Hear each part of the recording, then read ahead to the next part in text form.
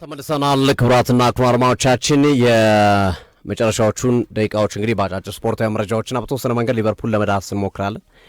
ሊቨርፑል ላይ ያው አሁን ዱላው በዛ። በነገራችን ላይ ሩበን አሞሪም 2025 ካስተናገዱት ሽንፈት የአርነ ስሎት ይበልጣል። በጣም ነው የገረመኝ። ሩበን አሞሪም 2025 ከጥር ጀምሮ እስካሁን እስከ ኖቨምበር 2025 ድረስ ያስተናገዱት የሽንፈት መጠን 16 ነው። አርነ ስሎት 17 ሽንፈት አስተናግዷል እና አስገራሚ ቁጥር ነው። እንደውም አንዳንዶች አርነ ስሎት በሚተቹበት ደረጃ እየተተቹ አይደለም አልተቹም እያሉ ነው ያሉት። እንዴ በደንብ ኮነር ካላጋር አንድ አስተያየት ሰጥቷል። መሐመድ ሳላ ጨርሷል፣ እግር ኳስ ጥሎ ሳይሄድ አንተ ጥላው ሂድ ብሎታል። ድክን መክሮታል። ስማማል። ጥሎ ሳይሄድ እግር ኳስ ሳያዋርድ ጥላው ሂድ ሲል ተረምጧል ኮነር ካላጋር። የቀድሞ የማንቸስተር ዩናይትድ አጥቂ ዋይን ሮኒ ደግሞ ለእኔ ቦታው ቢሰጠኝ አስተካክለዋለሁ ሊቨርፑልን ብሏል። አረባክ ለእኔ ቦታው ቢሰጠኝ ሊቨርፑልን የማስተካከል አቅም አለ ብሏል። ያወርደዋል። ለእኔ ቢሰጠኝ አስተካክለዋለሁ የሚል ሀሳቡን አስቀምጦታል። ማለት ያ ማለት እንግዲህ አርነ ስሎት ምን ያህል ደካማ እንደሆኑ ለማሳየት ይመስለኛል ቃሉን የተጠቀመበት። እሱም ራሱ ምን አልጓል። እሱ ራሱ በርኒንጋም ደርቢ ደካማ ነኝ እኮ ነው እሱ። እኔ ቢይዘው እሻላለሁ እኮ ነው አሉት። እኔ ደካማ ነኝ ግን ከሳቸው እሻላለሁ ይመስላል ነው። እንደዛ ይመስለኛል እንግዲህ አነጋገሩ። በነገራችን ላይ አምና አመቱን ሙሉ ሻምፒዮን ሲሆኑ ከተሸነፉበት የሽንፈት መጠን ዘንድሮ በ11 ጨዋታ የተሸነፉበት ቁጥር ይበዛል። ዘንድሮ የተሸነፉት ቁጥር ከፍ ይላል። በ13 ዓመታት ታሪክ ለመጀመሪያ ጊዜ 4 ተከታታይ ጨዋታ ከሜዳቸው ውጭ ተሸንፏል። ፓላስ፣ ብሬንፎርድ፣ ቼልሲ፣ ትናንት ሲቲ ሊቨርፑልን አሸንፎታል። እና ሁለት ነው ችግሩ የሊቨርፑል አሁን ላይ በግልጽ ልናስቀምጠው የምንችለው የፊዚካልም ሳይኮሎጂካልም ነው። ከዚህ በፊት ስናነሳቸው የነበሩት እንደ ሳይኮሎጂካል የስነ ልቦና ችግር ከዲየጎ ጆታ ህልፈተ ህይወት ጋር ተያይዞ የሚለው ሚዛን የሚደፋ ነበረ በሀሳብ ስንገልጽ የነበረው። ግን አክቹዋሊ ያው አንድ ሰው ሳይኮሎጂካሊ ጥሩ ካልሆነ ፊዚካልም ይወርዳል ታውቃለህ። አሁን ግን ፊዚካሊ ራሱ ልክ አይደሉም። ትናንት በነበረው ጨዋታ ላይ ከሲቲ ጋር በነበራቸው ጨዋታ መፎካከር እንኳን አልቻሉም። ሁለተኛው አጋማሽ ላይ የተወሰነ ነገር ለማድረግ ሞከሩ። ዶኳ አቀዘቀዘው፣ 3 ገባባቸው፣ አለቀ በቃ። ከዛ በኋላ የሉበትም። የአሰልጣኝ አርነ ስሎት ቅያሬዎች የተጫዋቹ ምርጫ ጥያቄ ላስነሳ ይችላል። በእርግጥ ማድሪድን አሸንፈህ ተጫዋች መንካት አስቸጋሪ ነው። ግን ጨዋታውን ተመልክተው ሁለተኛው አጋማሽ ላይ በተለይ ኮነር ብራድሊ ላይ መወሰን ነበረባቸው። ቆይቶታል ረጅም ሰዓት በጣም እየተቸገረ እያዩት ቪኒሺየስን ያቆመ ተጫዋች ምን ነካው እስኪባል ድረስ ዶኩ እንደፈለገ ሲፈነጥዝበት ሲቀልድበት የነበረው ተጫዋች ነው። ትናንት እንዲያውም የአንድ እያየው እያሳቀ ነበርና ሲቲ የሲቲ ተጫዋቾች ኦራይሊና ማቲያስ ኑኔዥ ያው ልብስን ታወልቅ አይደል? ልብሳቸውን ሲያወልቁ ከኪሳቸው ያገኙት ሞባይል፣ የቤታቸውን ቁልፍና ሳላህና ቪርትዝን ነው ከኪሳቸው ያወጡት የሚል ሀሳብ ያዩ የገረመ ነበርና ሊቨርፑል ያልነው ችግር በጣም ጎልቶ የሚታየው ሳይኮሎጂካልና ፊዚካል ሬዲ ያለመሆን በቡድን ውስጥ ትመለከታለህ። በቀላሉ ኳስ ይነጠቃሉ። ይሄ ተጫዋች ኳስ ለማስጣል የሚሄዱበት መንገድ በጣም ደካማ ሆኖ እንመለከተዋለን። አብዛኞቹ ነገሮች ልክ አልነበሩም። የአርነ ስሎት ስህተት አለ። ግን እንደዛም ቢያደርጉት አርነ ስሎትም አሁን ኮነር ብራድሊን ቢቀይሩ ትናንት ዶኮ የመጣበት አመጣት እንኳን ኮነር ብራድሊ የዓለማችን ቁጥር አንድ ተከላካዮች እነ ዳኒ አልቬዝ እንኳን ሊያቆሙት አይችሉም። ሮበርቶ ካርሎስ እንኳን የሚያቆሙት አይነት አይደል እንቅስቃሴ አይደለም ሲያደርግ የነበረው። በጣም የሚደንቅ ነበር። ከሰርጉ በኋላ ሰርግ አድርጎ ነው የመጣው። ልክ ነህ። ሰርግ አድርጎ ነው የመጣው። አሳስቦት ነበር ይመስለኛል እስካሁን ድረስ ሰርግ ላታገማየት ትችላለች ብሎ ሰግቶ ነበረ መሰለኝ። በጣም አጣጥሟል። በጣም ትናንት የተለየ ነበረ ዶኩ። ያው ቅድም በደንብ ስናነሳ ነው ከሲቲ ዲል ጋር በተያያዘ አንደግመውም። ግን ሊቨርፑል ከዚህ በኋላም ሳፍር የሚያደርግ ይመስለኛል። ህመሙ ገና ነው አላበቃም። ህመሙ የሚቀጥል ይመስላል። በተለይ የአዳዲስ ተጫዋቾች አለመላመድ በጣም ዋጋ እያስከፈለው ነው ያለው። ሊጠብ የሚል ነገር እንኳን አያደርጉም። እንደ ኪርኪዝ ዜሮ፣ ፍሎሪያን ቪርትዝ ዜሮ። ኢኪቲኬ ደግሞ ትናንት አይ ቲንክ ጉዳት መሰለ ነበረው። አይ ቲንክ ጥሩ አልነበረም ትናንት። አይሆን ህመም ከነመሙ ነው የገባ ይመስለኛል። አይዛክ ተቀያሪ ወንበር ላይ ቁጭ ብሎ ሲቁለጨለጭ ነበረ። እና በጣም ችግር ውስጥ ያለ ክለብ ይመስለኛል። ህመሙ የሚቆም አይመስለኝም። የተወሰነ ጊዜ ሳፈር የሚያደርግ ይመስላል። ቢያንስ አዳዲሶቹ ተጫዋቾች እስኪላምዱ ድረስ ሳይኮሎጂካሊ ተጫዋቹ ቡድኑ እስኪነሳ ድረስ ትንሽ የተወሰነ ጊዜ የሚቸገር ይመስላል አሁን ያለው ሁኔታ። ከዚህ በኋላ የተወሰኑ ጨዋታዎች አዌይ ማሸነፍ የሚከብደው ይመስለኛል። ቢያንስ በሜዳው በደጋፊዎቹ እየታገዘ የሆነ ነጥቦችን ሊያመጣ ይችላል። ስቲል ግን አዌይ የሚያደርጋቸው ጨዋታ አሁን ቀጣይ ኖቲንግሃም ፎረስት ጋር አዌይ ነው የሚጫወቱ። ሆም ነው ሊቨርፑል ሆም ከሆነ ጥሩ አጋጣሚ ሊሆን ይችላል። ኖቲንግሃም፣ ፒኤስቪ ከዛ ዌስትሃምን ነው አዌይ ዌስትሃም ነው አዌይ። እሱ ጥሩ ነው። ቢያንስ ዌስትሃም ዝም ብሎ ትንሽ ቡድን እዚህኛው ላይ እየመጣ ነው ዌስትሃም። ይሄኛው እነዚህ ሁለቱ ቡድኖች ላይ ፒኤስቪ እና ኖቲንግሃም ላይ ካገገመ ሞሮፍ ያገግማል። ከዛ ሰንደርላንድን አንፊልድ ላይ ከዛ ሊድስን አዌይ ከዛ ኢንተርን አዌይ ነው። ሊቨርፑልም ልክ እንደ ማንቸስተር አይነት ጥሩ ጨዋታዎች ከዛ በኋላ ከኢንተር በኋላ ነው ትንሽ ብራይተን ከኢንተር በኋላ ትንሽ ፈተናዎች አሉት እንጂ እስከ ኢንተር ድረስ ጥሩ ጨዋታዎች አሉ። እነዚህን ማግባቡ ሰንደርላንድ፣ ኖቲንግሃም ግን ሰንደርላንድም ቀላል ቡድን አይደለም። አንፊልድ ላይ ስለሚጫወት ሆም ስለሆነ ነው እንጂ አስቸጋሪ ቡድን ነው። እና ዌስትሃም አዌይ ሰሞኑን እያመጡ ያለው አቋም ጥሩ ነው። ዌስትሃም በኑኖ ስፕሪንቶ ሳንቶ ከገባ በኋላ ተከታታይ ሁለተኛ ድል አስመዘገበ አይደል እንዴ? አስመዘገበው ዌስትሃም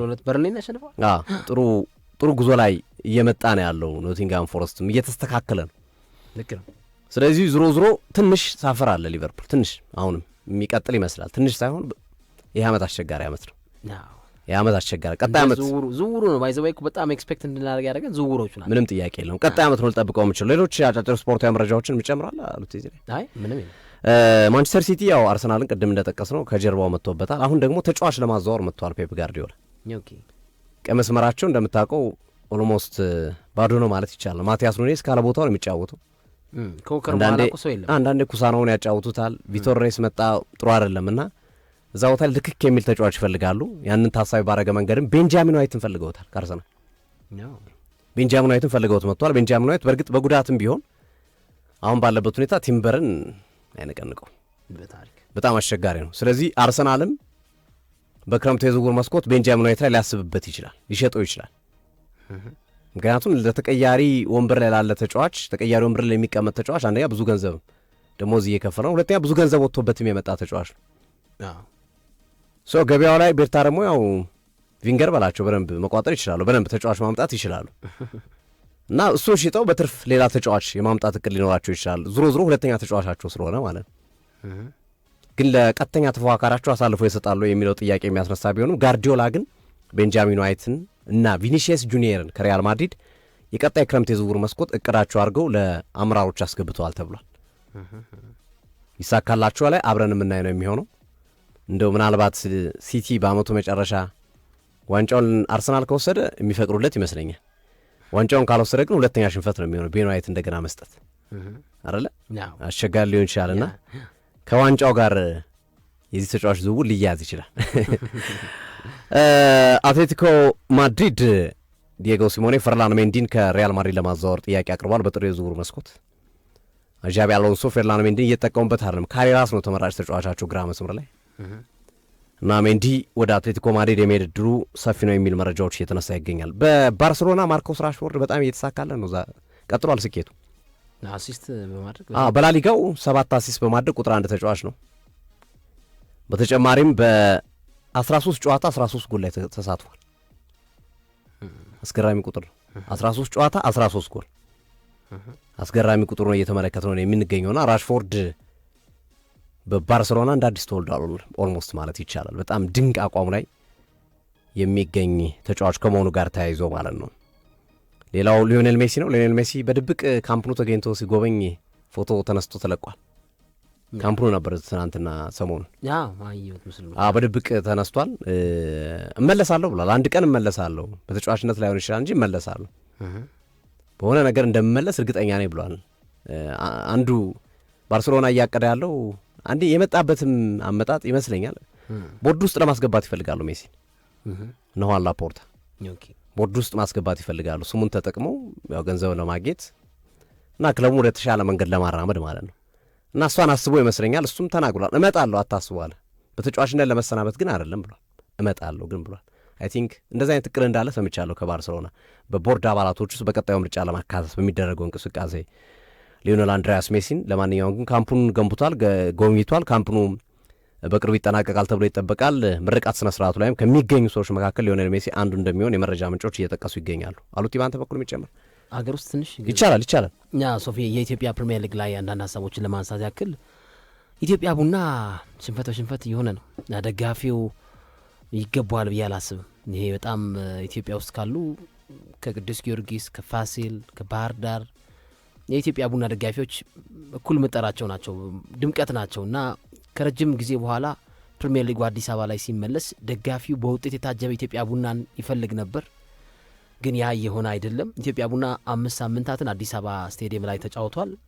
እስካሁን ድረስ ሽንፈቶች ተበራክተዋል። በሊጉም 14ተኛ ደረጃ ላይ ተቀምጧል። አንድ ድል ብቻ ነው ያስመዘገበው። 3 ሽንፈት ነው 3 ሽንፈት ያ ከዛ 1 ድል 1 አቻ ነው ኢትዮጵያ ቡና የወጣው። አሰልጣኝ አበይ ካሳሁን ኢትዮጵያ ቡናን ከ20 ዓመት በታች ሻምፒዮን አድርጓል። በዚህ በካፍ ኮንቬንሽን ሮል ምክንያት አሰልጣኝ ነጻነት ክብሬን ተክቶ ክለቡን ተረክበዋል። ግን ኢዚት ዘ ራይት ታይም በዚህ የወጣት አሰልጣኝ ኢትዮጵያ ቡና በዚህ ሰዓት መሰልጠኑ ትክክለኛው ሰዓት ነው? ለኔ አይመስለኝም። ማለት ዋንጫ የሚፈልግ ቡድን ነው። ዝውውሮቹን እየፈጸመ ያለ ቡድን ነው። ከካሳ ያራጌ በኋላ ከነጻነት በኋላ ጥሩ የተሻለ አሰልጣኝ በውጤት ከፍ የሚያደርገው አሰልጣኝን ይፈልጋል እና አብይ ወጣት አሰልጣኝ ነው፣ የሚሻሻል አሰልጣኝ ነው። ከጨዋታ ግን ትዕግስተኝነት አለ። በቡና ደጋፊነት ውስጥ በአመራር ውስጥ ትዕግስተኝነት አለ አይመስለኝም። ምክንያቱም እነሱም ልክ ናቸዋል። ዋንጫ ይፈልጋሉ፣ ድል ይፈልጋሉ፣ ማሸነፍ ይፈልጋሉ። ደጋፊው ከ5 ዓመት በኋላ አዲስ አበባ ስቴዲየም ላይ ሲጫወት ዋንጫን ታርጌት ያደርጋል፣ ማሸነፍን ታርጌት ያደርጋል እና ያ የሆነ አይመስለኝም። ተደጋጋሚ ሽንፈቶች ተበራክተዋል። ትናንትናም በአዳማ ከተማ 1-0 ሽንፈትን አስተናግዷል።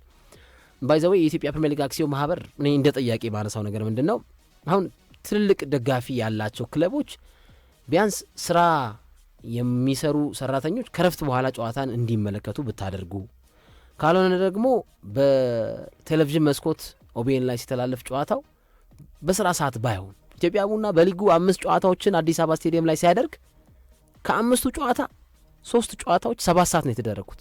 7 ሰዓት ከባድ ለደጋፊም ለማየት አይደለም፣ ስቴዲየም ገብተህ ለማየት ያለህበት ከስራ ሞተህ ለማየት ከባድ።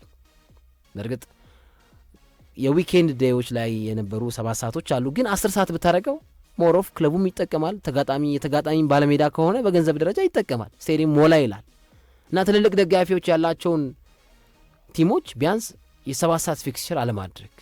በእርግጥ ከዚህ በኋላ ያው ይሄ ሀሳቤ አልቋል ማለት ፕሪሚየር ሊጉ የኢትዮጵያ ቡና ምድብ ወደ ሐዋሳ ሙቭ ያደርጋል እና የ12 ሰዓት ጨዋታዎች ምናምን ይኖራቸዋል። ግን ምናልባት ሊጉ የሚመለስ ከሆነ ዳግም አዲስ አበባ ስቴዲየም ላይ የብዙ ክለብ ደጋፊዎች ባለቤቶች እዛ ጋር ምን ያደርጋል? እዚህ ጋር ደጋፊ ባለበት 10 ሰዓት አታረግም? እሱ ነው እዛ ምን ያደርጋል? እዛ 12 ሰዓት አረኮ ምን አራኮ ደጋፊ ከሌለ ምን ያደርጋል? አዎ ይሄን ለማሳነሱ በጣም አሪፍ አድማጭ ተመልካቾቻችን፣ የዛሬው ለተሰኘው ፕሮግራማችን ይህን ይመስል ነበረ። ነገ 6 ላይ ተገናኝተን ደግሞ በአዳዲስ ስፖርታዊ ጉዳዮች ላይ እንገናኛለን። ሀሳብ ለሰጣችሁን አብራችሁ ለነበራችሁ ክበሩልን፣ ከልብ እናመሰግናለን። የነገ ሰው ይበለን።